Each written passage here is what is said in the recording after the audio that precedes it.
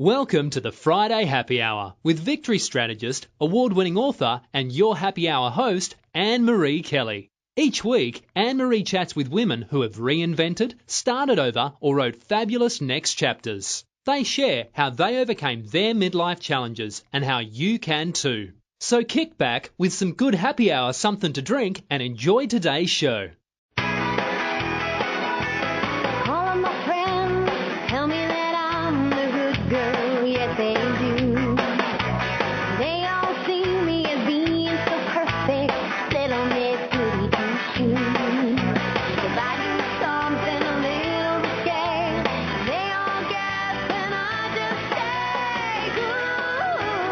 Welcome. You're listening to the Friday Happy Hour with me, Annmarie Kelly, and I'm that recovering good girl and your victorious woman empowerment partner. And this is where us victory chicks, and you men who care about us, meet on Fridays to chat about things we can do to achieve our goals, overcome our challenges, get empowered, and make our lives sparkle. Thanks for coming to Happy Hour today. I'm glad you're here. And you know, our weather has been so crazy. Temperature swings from the 70s to the 90s and back again. Tomorrow it's 90s today. It'll be in the 70s tomorrow. Just in a couple of days it goes up and down. So if you're like me, you might not have taken out your summer clothes yet.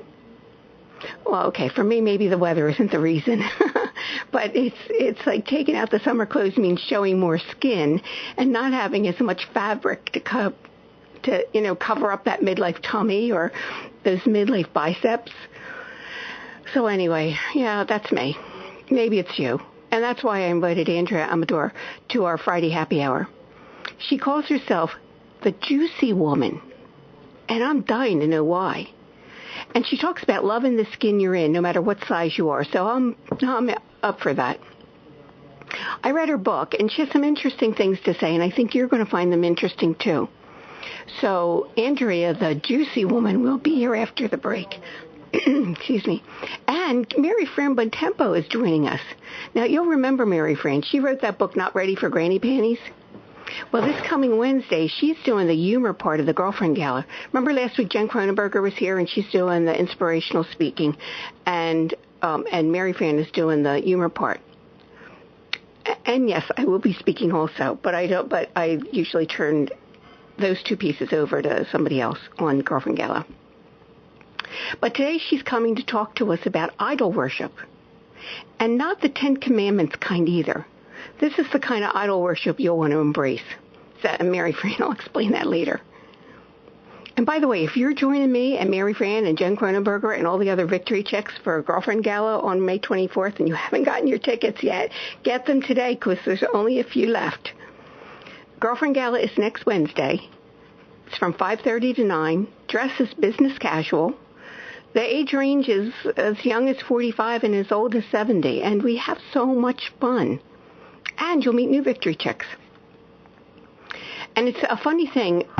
Through the year, it's just something that like magic happens at Girlfriend Gala. I can never explain it, but it happens.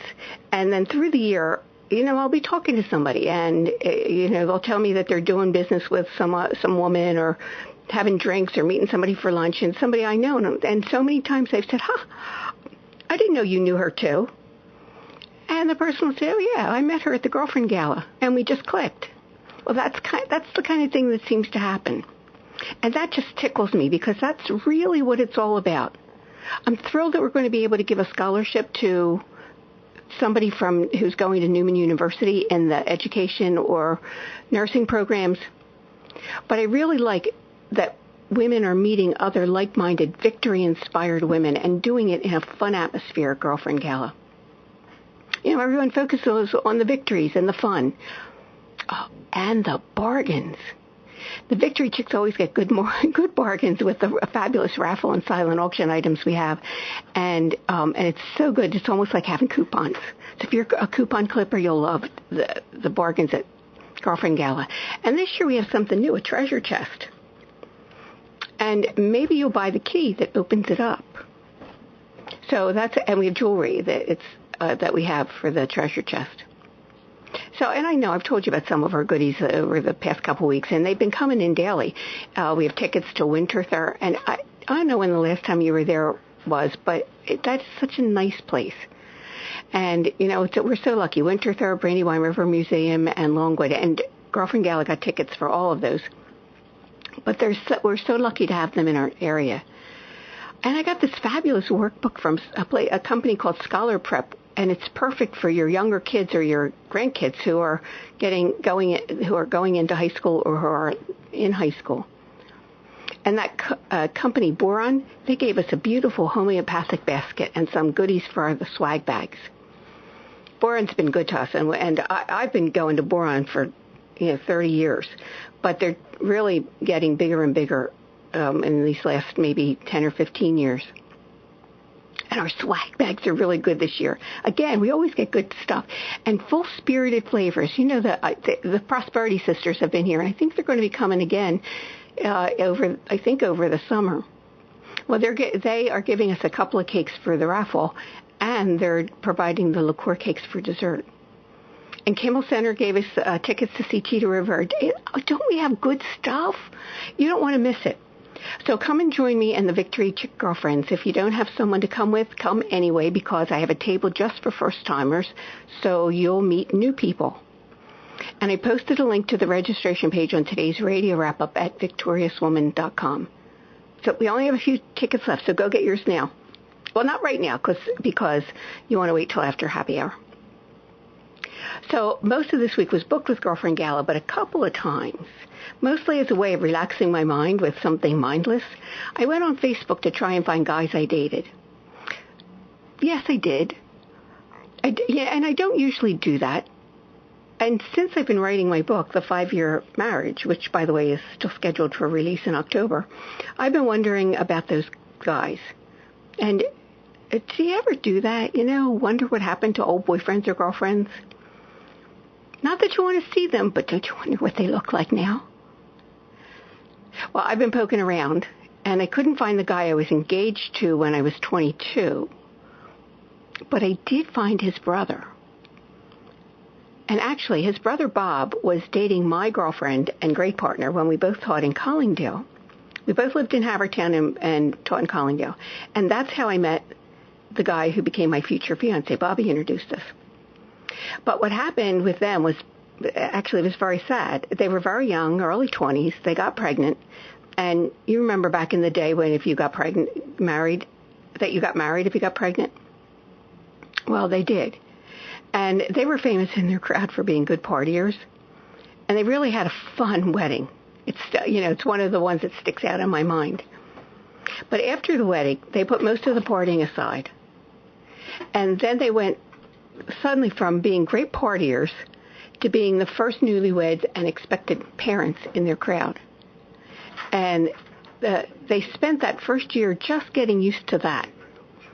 And it was a big shift from partier to parent. But, they did it, and they did it well. But then, shortly after their first anniversary, it was Memorial Day weekend, and they accepted a party invitation that included staying overnight. And my girlfriend, after months of passing up on everything fun and that wasn't baby-related, and don't get me wrong, she was a wonderful mom, loved her kid, all that, but she was still a very young adult. So anyway, they accepted the party invitation, and it was and planned to stay overnight. And listen, without going through all the gory details, there was a fire at the house, and my girlfriend and her baby died. Bob survived only because at just that time when the fire happened, he'd gone outside to get sick. It was very sad. And I saw Bob a few times after that, most notably at the Princeton in Avalon, where he and his buddies circled me on the dance floor one night and told me how lucky I was that I didn't marry his brother. And he told me why. And you know what? I appreciated that. That I'd made the right decision to break up with him. But that was probably the last time I saw him. Until this week. I was diddling on Facebook and put his name in the search box. And up came the public page with this older guy. And so, I still remember, and you know this, you still remember them, how they looked when you dated them? Well, what startled me was how he looks now. And not that he looks bad, but he looks exactly like his father looked when I was dating his brother. Well, it was so funny. Then I saw who he was married to, and I knew her. She was from that same crowd, so I knew that was him. And the Facebook pictures were of him and his kids and his grandkids, and they looked so good. And one of his sons looks like I remember Bob looking back in those olden days. But here was the best part. There was a video of him at his daughter's wedding toasting the bride and groom. It was about 10 minutes long, and I watched the whole thing. And it was so sweet. It brought tears to my eyes. I can't even imagine how hard it must have been for him to move past having his spouse and baby die in a fire and being there and not being able to do anything. So to see how happy his life turned out in spite of that early tragedy, it just warmed my heart and soul. And for a few minutes, I stepped out of the stress of getting ready for Girlfriend Gala and into that, like a time machine. And I felt really happy about it. So, Victory Chicks and you guys, how about you? Have you ever done that? Come on, I'll bet you have. Maybe just once. Maybe just to see if they're old, fat, and bald. And then you look at your sweetie that you're with now and you say, am I lucky or what? All right, maybe you don't. I did. And that was my nostalgia moment of the week. And I said I haven't got my clothes out. I'm wondering what's going to fit. My summer clothes. I'm wondering what's going to fit and what isn't. You too? Well, that's why I wanted Andrea Amador to join us for Happy Hour. Andrea is a curvy plus-size woman and a certified empowerment coach who specializes in body image and self-esteem coaching.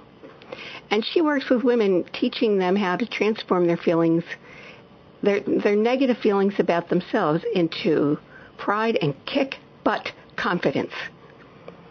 And she's the author of Love in the Skin You're In, and also the contributor for the new book, the Chicken Soup for the Soul's new book, Curvy and Confident. But here's the big reason why I invited Andrea. When I first got on her website, I watched her video. And it's Andrea in her not a size 2 body, wearing a bathing suit. And she's cavorting around, showing all of her not a size 2 curves. Although anyone who's a size 2 probably doesn't even have curves. But, how would I know? I was a Missy size 14 in the 7th grade. But you get the idea. Anyway, I got curious and called Andrea, and we found out we shared the same kind of voluptuous history. And I had a good time with her, and I think you will too. So we're going to go to break. And while we go get yourself some good happy hour, something to drink, and when we come back, we'll be having some fun with the juicy woman, Andrea Amador. You're listening to the Friday Happy Hour. When you wished you had more time for yourself, and now you have it, but you notice you're keeping busy with stuff, but that stuff isn't making you feel happy or filled up? And when you think about what would make you happy and filled up, you get stuck or feel overwhelmed. And then you go back to what's more familiar, more comfortable, even if it's not making you happy. Wouldn't you love to find a way to start making sense of that deep discontent you're feeling? Well, you're not alone. I'm Annmarie Kelly, author, victory strategist, and the radio show host of the Friday Happy Hour. And I know there's a place for you, one that other women have found to be both inspirational and empowering. And it's the Victorious Woman Project. Go there now and get on my mailing list, where you'll be the first to know about my upcoming online workshops, teleseminars, and more. And while you're there, take a couple minutes to look over my blog. You can download some of the free stuff I have for you and let it get your creative juices going. I'm looking forward to meeting you at the Victorious Woman Project. And that's at www.victoriouswoman.com.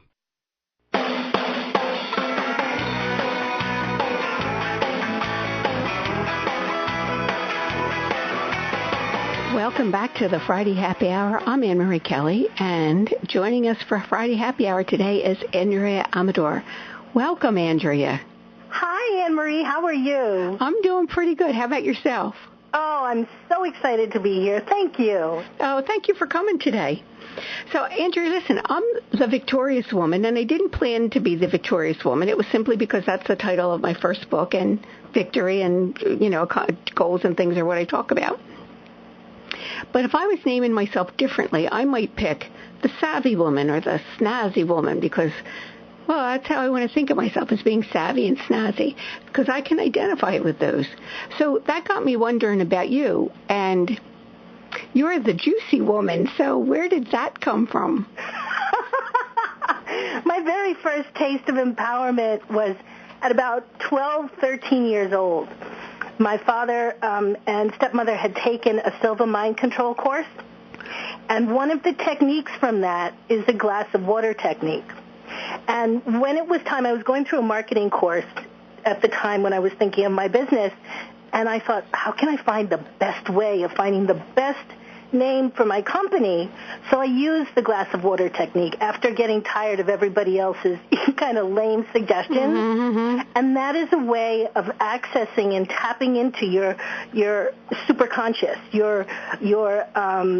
a heightened sense of awareness of what's best for you. The way to do it is before you go to bed, you drink a glass of water. And I did a little bit of a variation on that. When I woke up, I did journaling. And the journaling over the course of 3 days led me through a number of different events and situations. And it tied up in me being in a yoga class that was run by, I think my teacher was about 65 years old or so, and she and a friend of hers, about the same age, had invited me to lunch. And it just struck me after 3 days of looking for the answer for what's the perfect name for my company, you are in the presence of juicy women. And I went, there it is. They were so alive. They were so vivacious. They were ageless, beautiful women. And I said, this is what I want. Let me just, I think that's fabulous, Andrea, because that's a good way to do it. Now, since you brought it up, I want to talk about that because the glass of water technique, as I know it, is that you drink half a glass of water before you go to bed, and then you drink the other half in the morning. Like you drink the glass of water, you set your intention, and then you drink the other half, and then at some point during the day, usually, sometimes like you have to do it a couple of times, then the answer comes to you. Is that how you did it? No, I did it differently. I drank the whole glass of water, and I really had to go to the bathroom. You did. You got up early, huh? So I was sitting on the can with my notepad and just writing furiously. It was so funny. I don't even remember the things that I went through over the course of the 3 days, but I remember the third day. It was, go to Anne's yoga class, and I thought nothing of it because she was my yoga teacher, and I went, and that sequence of events just led to that awareness. Just like that. I know sometimes, and it's what we learn in coaches training, like you really do have all the answers. You just don't know how to always access them. Yes. And that's what coaching is for, to help you to access those. But then there's the glass of water technique, and that's a good one. Yes.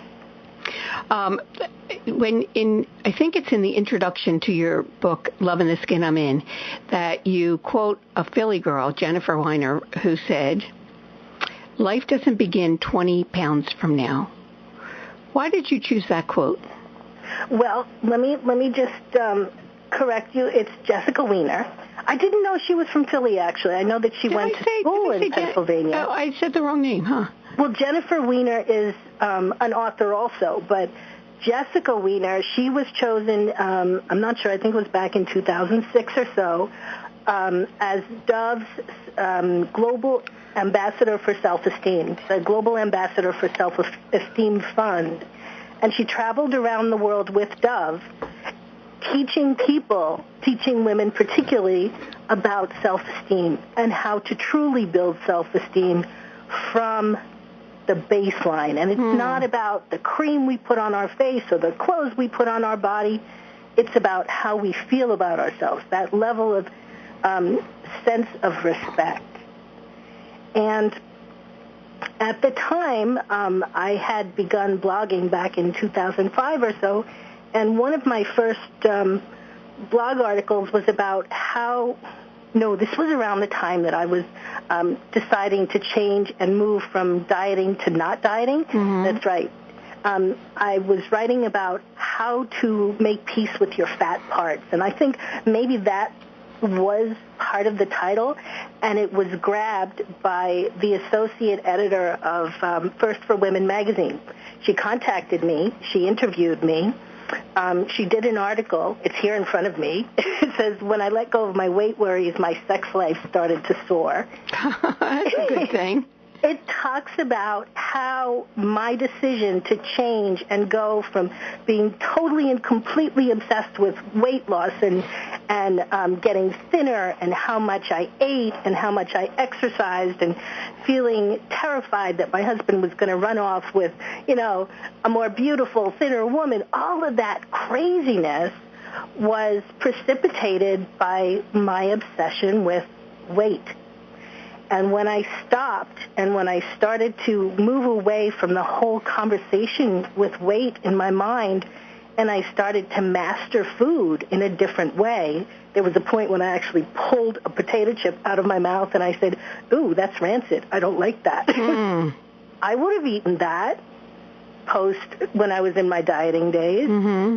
But the question, so I was looking for, I had an opportunity in front of me, and that was to do a photo shoot in Manhattan.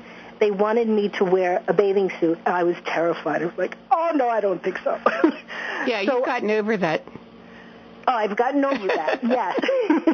But at the time, I thought, I need to look for a role model, somebody that I could look to, because this is not about me. It's about the women who I'm representing, giving them the inspiration that they're beautiful. So somehow I found Jessica Weiner. And Jessica Weiner is a beautiful plus-size woman. I read about her being the global ambassador for Dove.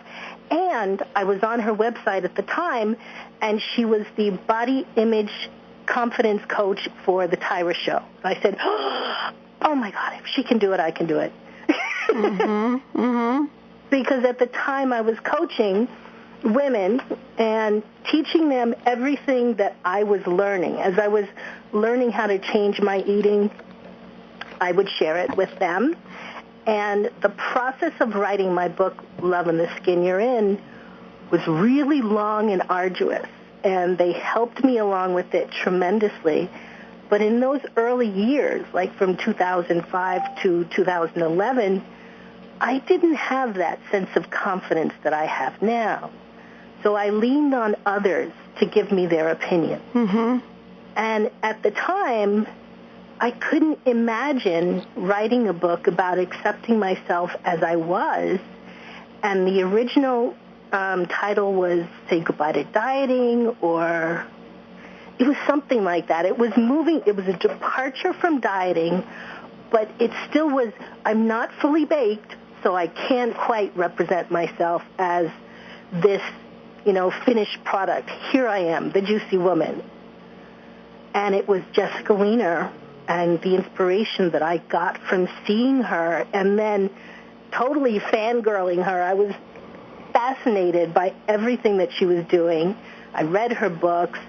I kind of got into that headspace, that attitude of, no, I am fully baked. I'm fabulous the way I am. And do you think, Andrea, do you think a lot of women put off things until there's something else? And very often is when I lose 20 pounds or when I lose 10 pounds. Do you think, in your experience as a coach, do you notice that a lot? I do notice it. It's just so sad. And it's not about our bodies. We really think it is, and we convince ourselves that it is. And because we're brainwashed by society and especially social media nowadays, but back in the old days it was the movie magazines and then the glamour magazines, fashion magazines. They're all depicting images of women as, very slender and, having a certain slender and small body type. And women who don't fit that type feel out of place. But Andrea, don't you think that's changing a little bit because you see so many plus-size women wearing it? It's always a shock to me. They're wearing form-fitted dresses and they're showing off their curves, even if they're in 160, 200-pound range. Yes, yes. And it is such a delight to see, because I think back to when I was a young girl and I was chubby, or so I was told I was, and I was totally consumed with thinking that I was this fat house when in fact I was just a beautiful, curvy young girl. Mm-hmm. Young girls don't have any image other than what their mothers and society is presenting to them. If they start getting the images, just like you're saying, if they're starting to see women more comfortable in their bodies and wearing clothes that make them feel good, or just, damning the, going against stereotype and saying, hey, I deserve to feel the coolness of the breeze on my skin. I'm not going to wear a muumuu to the pool. Excuse me, a muumuu. We haven't heard that for a long time. Well, I'm 54. I get it. But I remember that's what our mothers wore. Huh? I know it. Andrew, we have to go for a break. So everybody hang tight. And when we come back, I'm going to ask Andrea about resistance. And she talks a lot about that in her book, Loving the Skin You're In. So everybody come back. You're listening to the Friday Happy Hour. Hi, this is Annmarie Kelly, author, victory strategist, and the radio show host of the Friday Happy Hour. I trust you're enjoying my conversation with this fabulous, victorious woman. If you're getting inspired with ideas and feeling empowered, this is just the tip of the iceberg. There's more for you. Tips, downloads, resources at the Victorious Woman Project. Go to victoriouswoman.com and look around and get on my mailing list so you can be the first to know about the newest good things I have for you. That's www.victoriouswoman.com.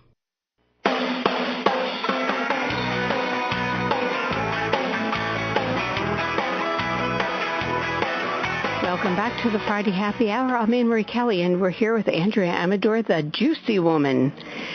Andrea, I wanted to ask you this question. Since you stopped dieting, how has that changed your life? Has it made it, obviously it's made a difference. In what ways?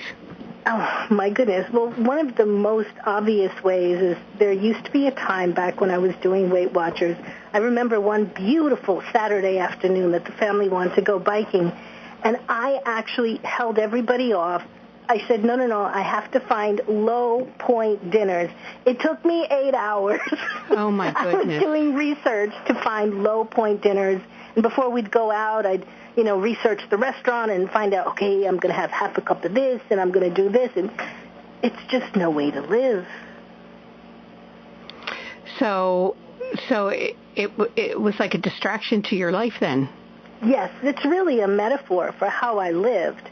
So narrow, because I used to be so obsessed and focused on pleasing others, specifically when I was running my father's business, that the beautiful pool that I had in the backyard was going completely ignored by me while everybody else was having a great time splashing around. Well, now that kind of dovetails into something else that you write about. And you say it's our thoughts that make us fat. Now, actually, I thought it was the cocoa mango rum liqueur cake that my friends at Full Spirited Flavors make. But you disagree, and you say it's about resistance. Resistance to what? It's resistance. Well, first, we have to think about the way that we treat ourselves. We started to talk earlier about putting life off and saying, no, I'll do this when I'm 20 pounds, later, thinner.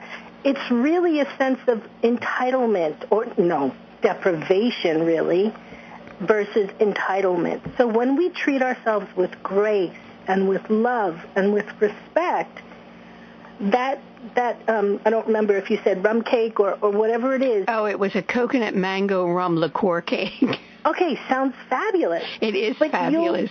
You'll be happy with having a serving of it versus the whole cake. That's true. Yeah, that's true, and I really can. Yep, I enjoy it. I enjoy when I have it, and I have a piece, and it's very rich, and so I don't need to eat the whole piece. I don't need to eat a big piece. I can just enjoy a sliver of a piece. And then life will go on. Mm-hmm. But if I tell you can never eat that cake again, you will want to stab me to go through me to eat that cake. And then you think about it, and as you say in your book, and we know, through all of that positive thinking, you manifest what you think about most. So if you're thinking about how eating that piece of cake is going to make you fat, then it will. Yes. Mm-hmm. Yes. Now, you say there are two kinds of resistance, and that the first kind of resistance are the thoughts we think. What kind of thoughts could be making me fat? Well, actually, I had spoken with a scientist about this. Paul, I'm actually going to have to share it with you in your notes for the show, if that's okay with you. Sure. I'll get the information. Mm-hmm. I think it's Paul Ehrenberger. He had said that the nutrients in our body, when they are activated by certain neurotransmitters, I think, turn our latent, the nutrients into fat. So the type of thought that you think will have a different effect on your body. And this was also measured in Dr. Masaru Emoto's experiment when he did experiments on water and the energy of water. Because our bodies are made up of like 95% water. So the thoughts that we think completely change the health, the quality of life in our bodies, everything. And you say that things like sarcasm and criticism were like the only ways you knew how to talk to yourself. Absolutely. That was what I looked at as a way of motivating myself to change. Mm-hmm. And we do that. We call ourselves. If people talk to us the way we talk to ourselves, we would have to sue them for slander. It's so true, and we do it without thinking.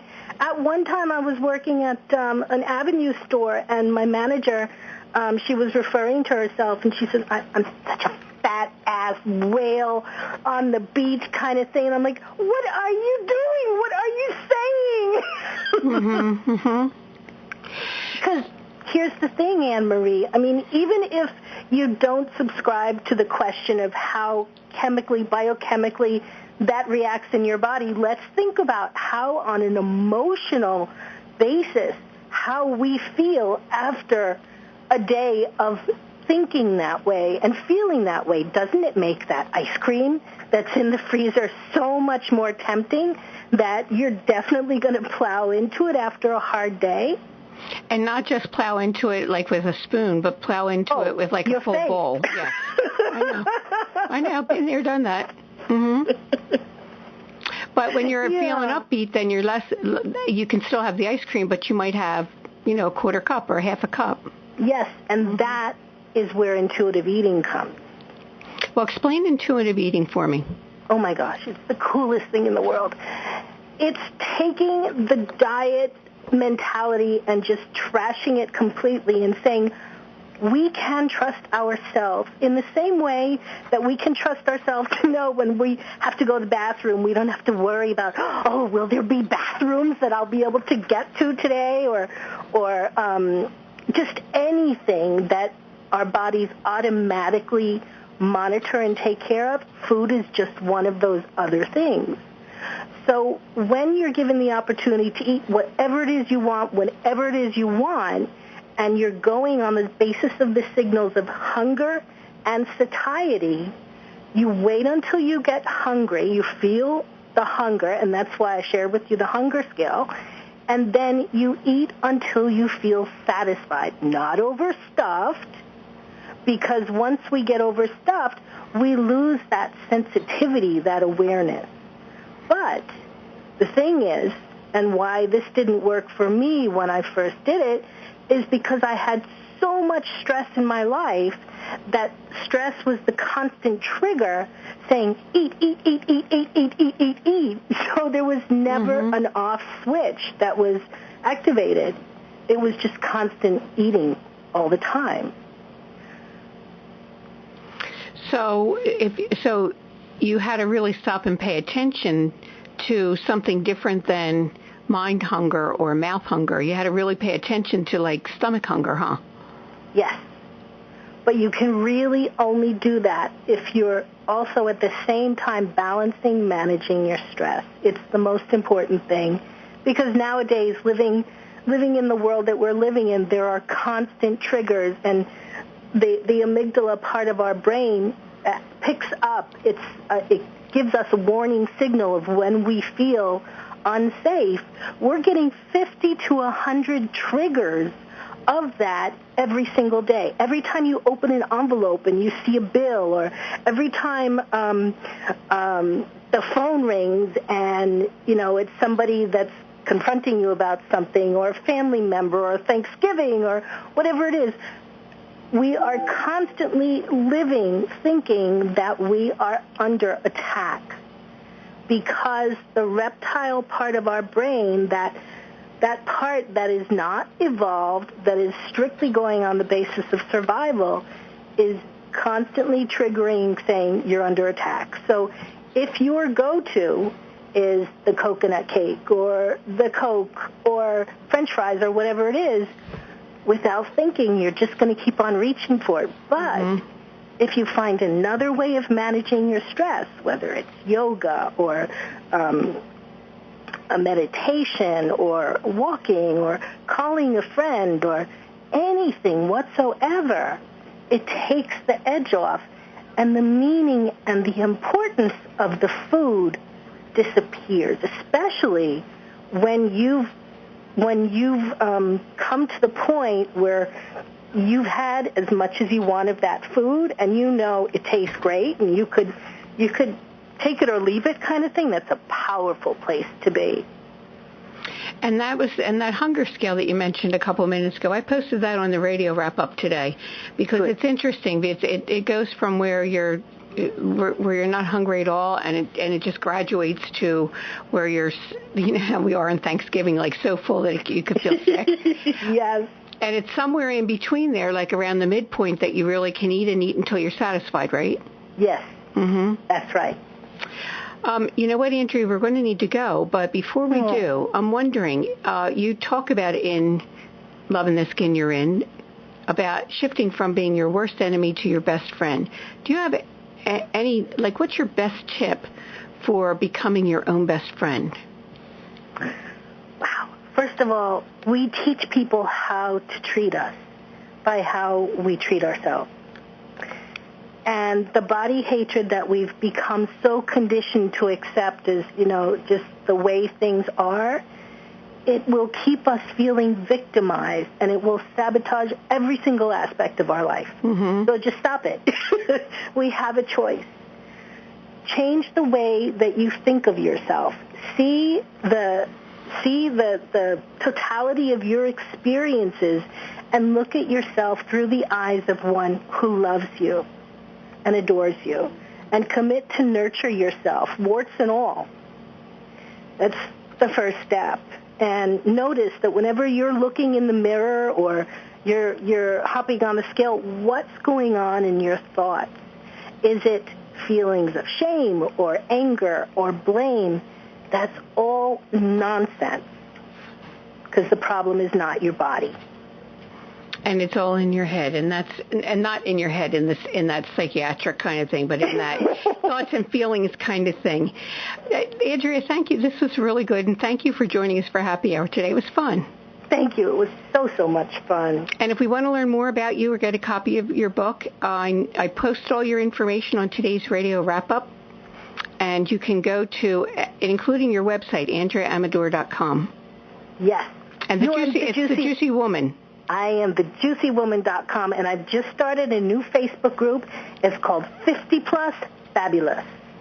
Oh, that's great, Andrea. Thank you. It's going to be amazing. That's wonderful. Thank you so much. Thanks for coming. Thank you. Have a great weekend.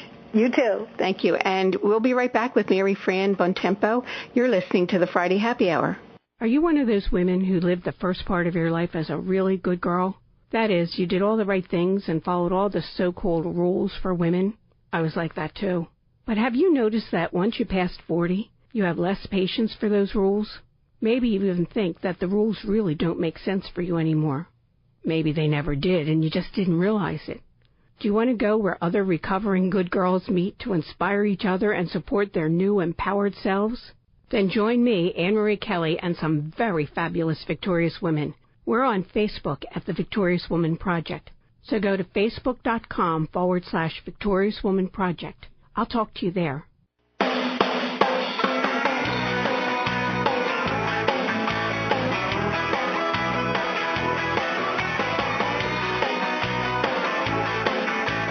Welcome back to the Friday Happy Hour. I'm Annmarie Kelly, and I am here with Mary Fran Bontempo. Mary Fran, how are you doing today? Hi, Annmarie. I'm sweating a little bit because suddenly it's 95 degrees out. What happened to spring? Oh, my gosh. Well, spring will be back tomorrow. Thank you so much. Yes, exactly. I can't wait. But thank you so much for having me. It's always great to talk to you. Oh, same here. And you just got back from a speaking engagement in D.C., and then you have a big weekend planned. I do. I have my youngest child. My baby is having a baby, which is still so weird to me, but we're having her baby shower here. So it's so funny because, you know, you go out and you do these speaking engagements and you look all polished and all put together, and then you come home and you scrub the toilet because you have people coming over on the weekend. So it's all smoke and mirrors. You know, you have this persona that you put out there, and then you come home and you still have to do your usual stuff. So it keeps you humble, that's for sure. I know, Mary Fran, I'm thinking, you're saying that, and I'm thinking of, who was it that was on the Carol Burnett show that was, I can't remember her name right now, but do you remember, it was the woman who was like the Carol Burnett look-alike? Yes, Vicki Lawrence. Vicki Lawrence. Yes. I remember her saying that she went out to an awards show, and she came home from the awards show, and she was like all excited and happy, and she came in the front door, and her dog had pooped right at the front door, and she's picking up dog poop, and she said, "But I'm a star." I know, right? Welcome home. I mean, exactly. There is no, if you live the life that you're meant to live, there is no chance of getting a big head. You just, you know, like I said, you come home, you clean out the refrigerator, you take out the garbage, you clean the bathrooms, and then you get yourself all prettied up and go on another speaking engagement. It's really quite a dichotomy, but it's a lot of fun, too. But you know what? Sometimes I remember one speaker was telling me one time that she was like dressed and ready to walk out the door and decided to start cleaning out the refrigerator, and she thought that was so odd, but I understood that because sometimes when I'm like, my mind is just too full. Well, I was talking earlier about how I was on Facebook, you know, looking for old boyfriends, but it's like mindlessness stuff. Usually what I do is I usually keep some cake mix in the cabinet, and I'll bake a cake. You know, I think I find that those kinds of things, now I can't say baking. My children would howl in protest if they heard me say I baked anything, because I really don't. I'm the master of the Jell-O pudding dessert. Anything that you pour milk and add Cool Whip to, I am the queen of that. I can do that easily. But I think everybody needs that kind of mindless thing that you do automatically that's sort of self-soothing. And I don't know about you, but I feel great when my refrigerator's clean. I literally just did it an hour ago. And it's just, I think it kind of gives you that, and that's because you're having company. Right, and somebody's going to open that refrigerator, and I sure as heck don't want them to see what it usually looks like in there, so I cleaned it all out, and I said, oh, that's good, the fridge is clean. And they're going to say, that Mary Fran Bontempo, look at how clean her refrigerator is. Look at how clean her refrigerator is. That's what I'm going to be known for, the lady of the clean refrigerator. Gosh, so funny. Well, are you ready to wow the Victory Chicks this Wednesday at Girlfriend Gala? I cannot wait. I am so excited. I've just been running over so many things that I want to talk to them about, and I'm just so delighted that you asked me to join you, because it's going to be a wonderful, wonderful event, and we're going to have a lot of fun, and I just can't wait to meet everybody. I'm so looking forward to it. Mary Fran, I know they're going to love you, and I think the reason is because you write and speak about the things that we're all experiencing. And I was looking at Not Ready for Granny Panties book this morning, and in your chapter called Thou Shalt Engage in Idol Worship, you tell a story about your grandmother, and I'll bet you that every single one of the Victory Chicks listening is going to be able to identify with this experience. What happened with your grandmother? Well, my grandmother she had an expression when she thought something was too expensive, it was too dear. That's how she referred to it. It was dear. The price was dear. So everything that she had that in her mind was dear or something pricey or somewhat extravagant, she would put it away and save it for what she would call for good. I know. We save stuff for good. I'm saving it for good. And I used to think to myself, what does that mean? When I was younger, I used to think, when does good come? Like, is it bad now? Or, like, what are we waiting for? I'm not sure what we're waiting for.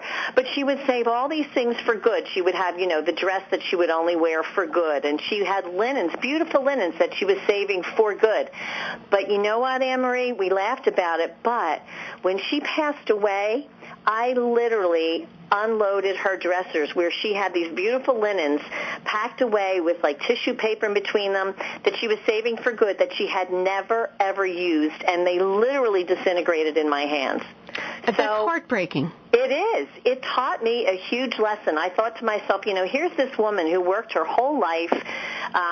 She raised my father. It was not an easy world back in the day when she was growing up. She lost her own mother, and she was raised by a grandma. It was just a really tough upbringing. But she never felt that she was worth for good. Mm-hmm. And so that, to me, is a message that I want women to, if they learn nothing else from me, it is do not save anything for good. Burn the candles.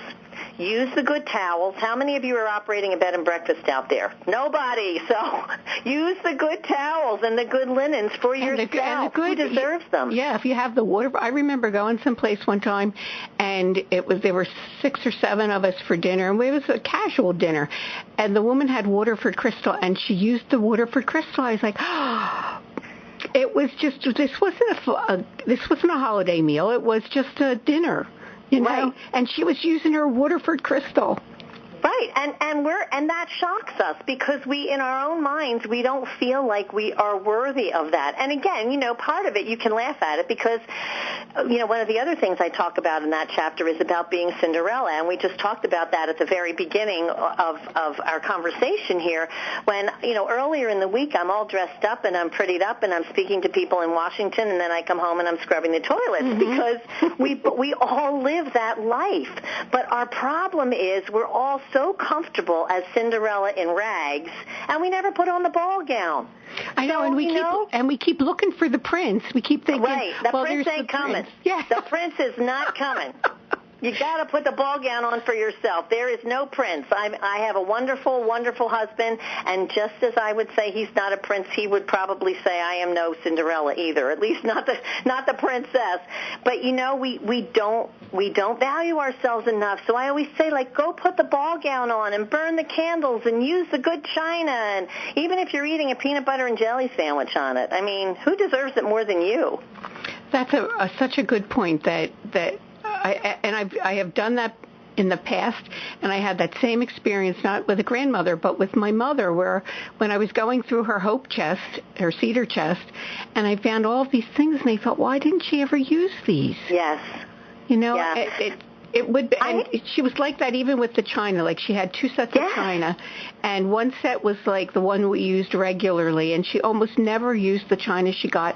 I think it was her 20th anniversary, and they got, really nice china. Right. I mean, we have our everyday dishes. Mm-hmm. Well, we have our everyday everything, but we don't allow ourselves to recognize. I got to tell you, if you get to the end of the day, you should be celebrating. So put it on a good china, whatever the heck you're eating, even if it's a Triscuit, put it on good china because you deserve it. You made it through another day, and we just need to celebrate ourselves. We live in this country where we're always crowning the next big thing. Well, we need to put a tiara on ourselves every once in a while. I like that. I really like that. You have a couple of suggestions. You were talking about the candles for self-nurturing. Yes. What are some of the... Well, the one thing I liked is that not just for the smell, but soft candles. I mean, the candles have soft lighting. Oh my gosh, yes. If you're ever worried about your wrinkles or your furrows, as I call them, just turn off all the lights and light candles. Nobody looks bad in candlelight. Everybody looks good in candlelight. Just take some selfies. Take some selfies of yourself in candlelight. You'll be amazed at how young you are. It's like that Vaseline filter. Yes, it's like that filter they used to put on TV. You know that now there's HD TV, so you see everybody's everything. But back in the day, they used to have that kind of soft focus filter that would blur everything. That's what you need candlelight for. Take your selfies in candlelight. I know Barbara Walters always wanted it. I think she called it a pink filter. Yes. That's sort of rosy, that little rosy glow. Now, most of us are getting that now because we're having hot flashes, but you can achieve the same effect with a little bit of a softer hue by the candlelight, I think. That's the truth. And I just, there was something that I saw in last Sunday's paper, and it's a new moisturizer that gives you that pink glow. Oh, right. I saw that, too. I saw that. And, you know, honest to God, I looked at that and I thought, okay, so what happens if you have either rosacea or, like I said, you're having a hot flash? Then what? Is somebody going to throw a bucket of water on you? Or are you going to try to put you out because they think you're bursting into flame? I mean, what's going to happen then? I know, that's the truth. Well, but I will tell you, I have that sallow olive complexion, so a little pink is probably a good thing for me. A little rosy. Rosy never hurt anybody. Yeah, for sure.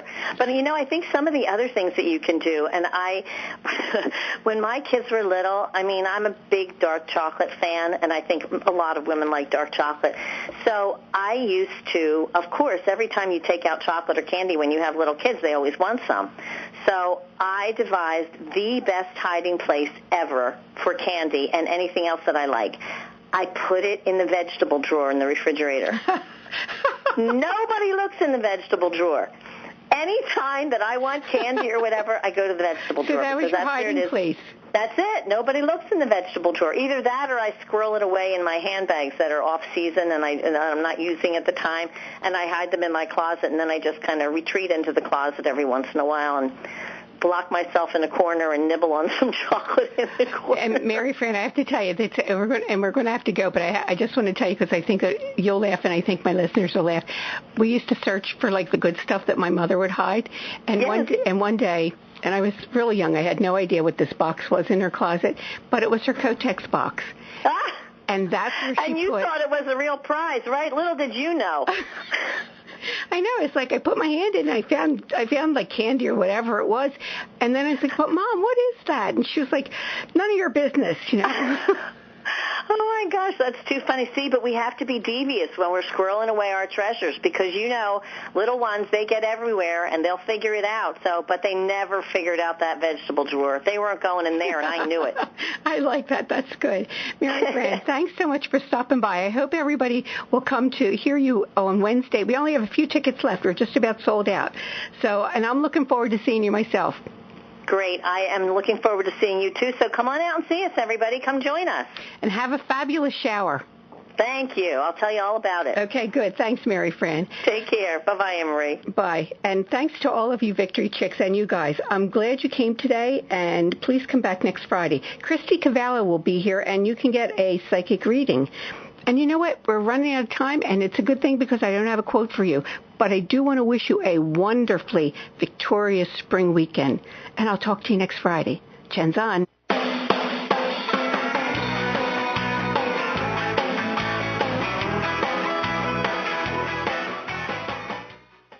Thanks for listening to this Friday Happy Hour. Make sure you subscribe, rate and review today's show. And join us again next week for the Friday Happy Hour with Annmarie Kelly.